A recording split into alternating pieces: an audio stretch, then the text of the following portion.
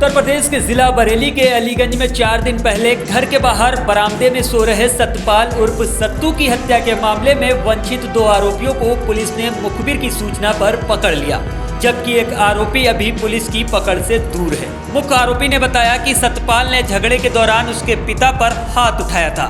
उसी का बदला लेने के लिए उसने तैरे भाइयों के साथ मिलकर उसकी गोली मारकर हत्या कर दी।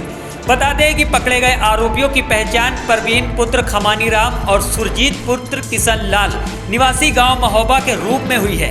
तलाशी में प्रवीण के पास से तमंचा 315 बोर और एक जिंदा कारतूस बरामद हुआ। परवीन ने बताया कि हमारे पिता खमानी राम को सतपाल उर्फ सत्तू निवासी रोहतपुर ने पहले हाथ उठाया था, जिस पर मेरे तैरे भाई गंगा शाह उर्फ झंडू ने तैरे भाई सुरजीत से कहा कि सतपाल ने चाचा पर हाथ उठाया है, जिसका बदला लेना है।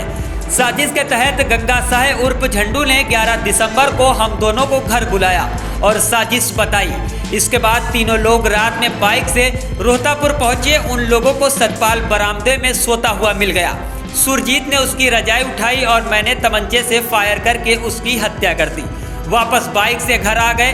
तैरे भाई झंडू ने कहा कि बाहर मड़ैया में जाकर सो जा, जिससे किसी को शक नहीं होगा। पुलिस ने दोनों आरोपियों को कोर्ट में पेश किया है, जहां से जेल भेज दिया गया। वही फरार आरोपी झंडू को गिरफ्तार करने के लिए पुलिस दबिश दे रही है।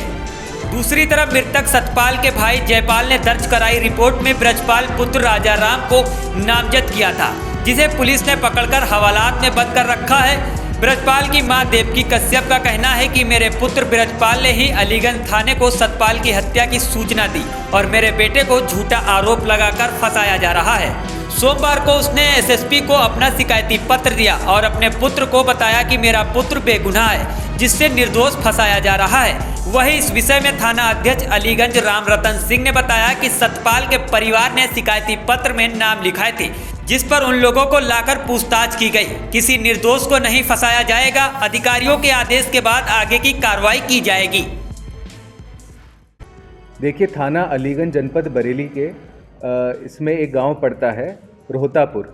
यहाँ पर दिनांक 11/12/2024 को एक हत्या की घटना हुई थी, जिसमें परिवार द्वारा यह बताया गया कि परिवार के लड़के जिसका नाम सत्यपाल, उम्र लगभग 20 से 22 साल, जो अपने घर में सो रहा था, सोते हुए को तमंचे से फायर कर उसे मार दिया गया था।